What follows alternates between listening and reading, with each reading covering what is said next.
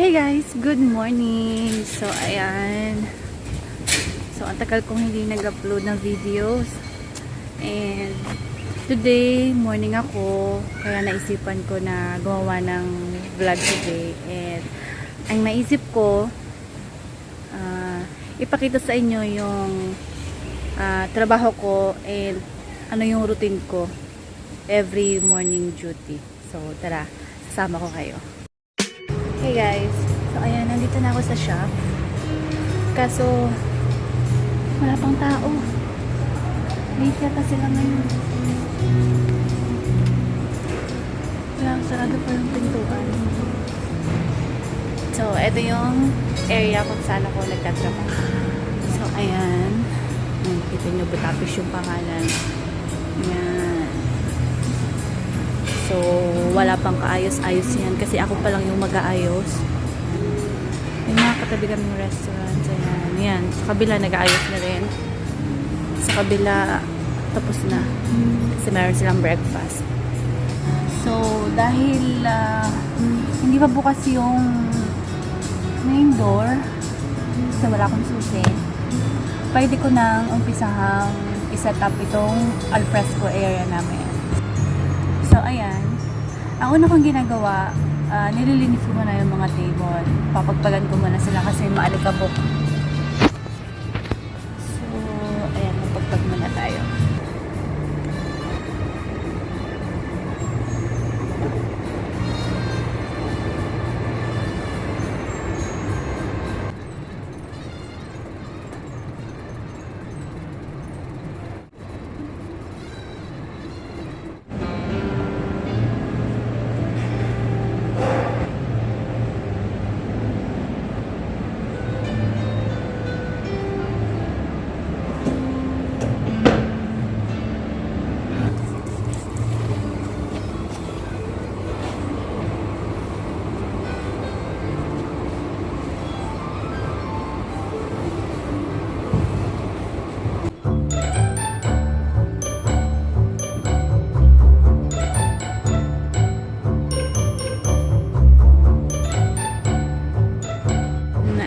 Punasan ko ng lahat.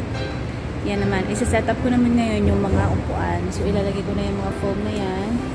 And the next, set up ko yung mga nakalagay dito, which is yung mga menu, yung mga ginagamit namin everyday.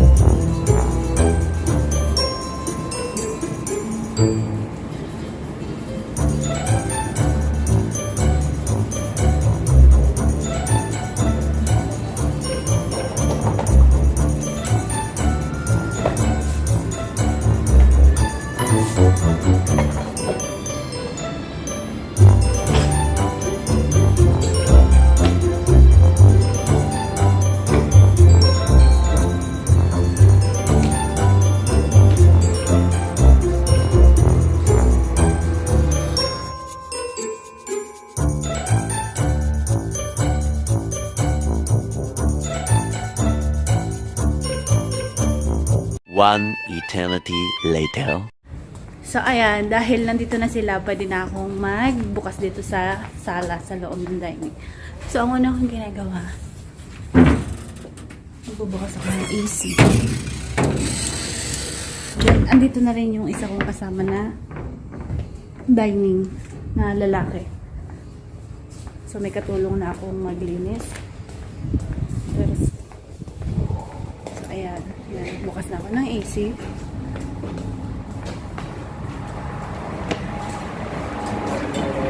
Check ko na lang yung mga lights kung nabuksan niya ba ng tama or what. So, parang may close na lights sa harapan.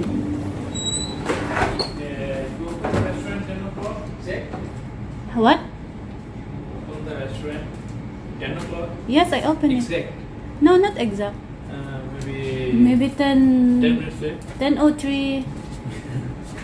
If Babarali is not go to Say hi. hi morning. He's a Pakistan. So, and then,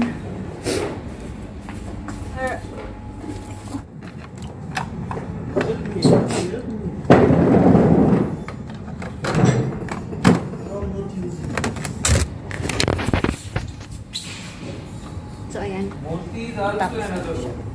Hmm? Murti is also another room. Hmm. 3 rooms.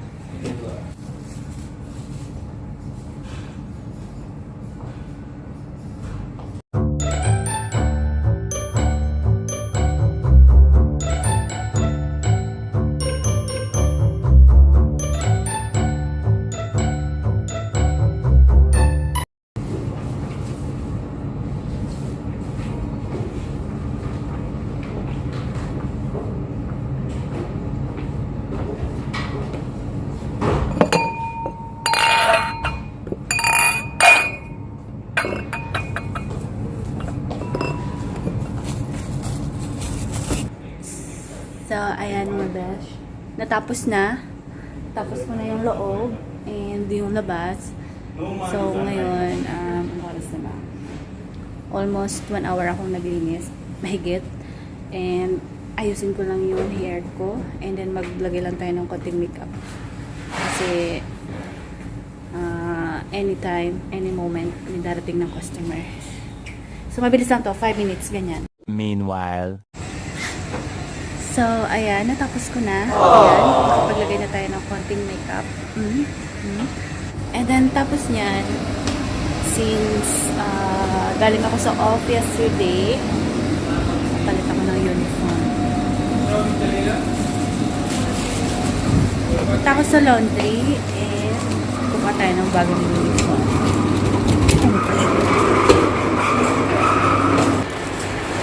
So, ayan. Dala-dala ko na yung marumi kong unit. Ay, marumi kong coat. So, ito na ako sa top. So, ito yung aming laundry cabinet. Dito ko nakuha yung mga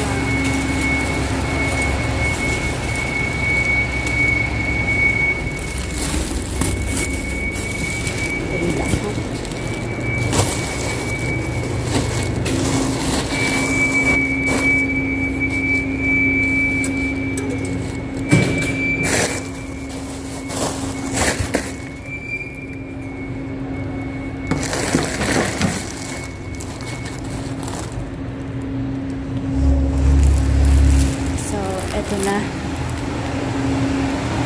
Kuha ko na yung coat ko. Pasok na ulit tayo. Mayroon silang deliver na towel. So, dadalhin ko siya. Ito yung ginagamit namin na pagpunas ng mga plato, kutsara, ganyan. White towel. So, lahat ng uniforms namin, nilolaundry. Ako, hindi ako nagpapalaundry ng white, yung mga panloob, ganyan. Hindi ako nagpapalaundry. Ang pinapalaundry ko na is itong coat. Ito lang as in coat lang kasi nakadoble lang naman siya. And hindi rin ako naglalaban nito kasi ang hirap ng planchahin. Okay. So, ayan, natapos ko na. Na-double check ko na lahat, nalinis ko na. So, okay na yung shop, yung restaurant para mag-operate today. And it's time for me naman na mag-breakfast since may kasama ako. Kaya, kakain muna ako. So, ayan na guys. Ayan, naka-complete attire na ako. Ayan. So, pwede nang mag-start. Pwede na akong tumanggap ng customer. And, actually, open naman kami. But, kasi pag ganitong oras talaga walang customer. So, ayun lang. Antay lang ng customer hanggang sa may dumating, ganyan. Pero usually nagsisimula ang customer sa amin is mga 1:30, 2 o'clock, mga ganong oras. Kasi, hindi ko alam kung bakit ganong oras nagsisimula yung customer dito. So, ayun lang. Papakita ko sa inyo yung area namin. Yan. So, ayan. Dito ako nagtatrabaho. Ayan. This. eto yung trabaho ko sa UAE, and eto yung kung saan ako simula nang dumating ako sa UAE, eto na yung naging trabaho ko. And until now, sa awa ng Diyos, magpo 4 years na ako dito nagtatrabaho. And okay naman yung mga tao dito, mababait. Pero minsan talaga hindi mo maiwasan na merong hindi ganun talaga na, sabagay hindi naman talaga pare-pareho ang mga tao, 'di ba? Lalo na yung mga ibang lahi. And ayun lang. And dalawa kaming kabayan ditong babae na bago lang siya, and natutuwa ako kasi at least may kabayan akong kasama dito sa trabaho ko. And the rest, ibang lahi na. Bangladesh, Indian, Pakistan, taga Kenya, taga Nepal. So, almost talaga lahat ng lahi. Meron pala kaming Egyptian, may Syrian. Almost lahat ng lahi nandito na sa restaurant namin. Nakakatuwa kasi iba-iba yung culture nila. Iba-iba din yung language nila. Mahirap, pero nakaka-survive naman. Na kahit hindi tayo marunong mag-Arabic, at least nakakapag-adjust tayo. Hindi man din sila marunong ganun sa English, natuturuan natin sila ng English kahit papaano. So, nagkakaintindihan pa rin kami. Although may language barrier, pero syempre, Filipino tayo, marunong tayo mag-adjust. So, ayun lang. Na-share ko lang sa inyo yung trabaho ko dito sa UAE. So, sana nag-enjoy kayo and hope to see you on my next vlog. Bye!